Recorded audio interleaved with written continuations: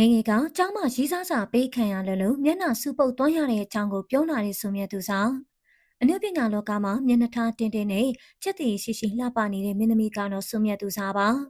တချို့ကဆိုမြတ်သူစာကိုမင်းကတော်ရှုံမျိုးလို့သတ်မှတ်ကြပါတယ်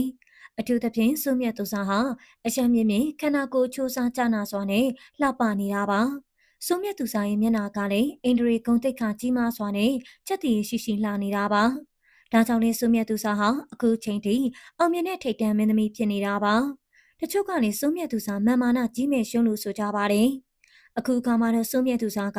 သူမမျက်နှာစူပုတ်နေရတဲ့အဓိကအကြောင်းရင်းကိုပြောလာတာဖြစ်ပါတယ်။အဲ့ဒါကတော့ဆိုမြတ်သူစာဟာငယ်စဉ်ကတည်းကစပင်ရှိအရှမ်းမြင့်မြင့်နဲ့ကျောင်းမှာရီးစားစာတော်တော်လေးပေးခံရတယ်လို့ဆိုပါတယ်။ဒါကြောင့်လေဆိုမြတ်သူစာဟာသူမကိုကောင်းလေးတွေရှိန်အောင်မျက်နှာထားတီတီနဲ့စူပုတ်နေရကနေအခုလိုမာနာကြီးတဲ့ရှုပ်ဖြစ်လာတာပါလို့ပြောလာတာပါဒီရုပ်ရည်ကမင်းသမီးဖြစ်တာတော့ဖျောက်မရခဲ့ဘူးလို့လည်းဆိုပါတယ်ဆိုမြတ်သူစာဟာရုပ်ရှင်မင်းသားဆိုသူနဲ့ချစ်သူတွေဖြစ်ခဲ့တယ်လို့အမေရိကန်ကတထေးကြီးတယောက်နဲ့အိမ်တောင်ကြပြီးမိအခုချိန်မှာတော့စင်ကေဘဝနဲ့ဖြတ်သန်းနေတာဖြစ်ပါတယ်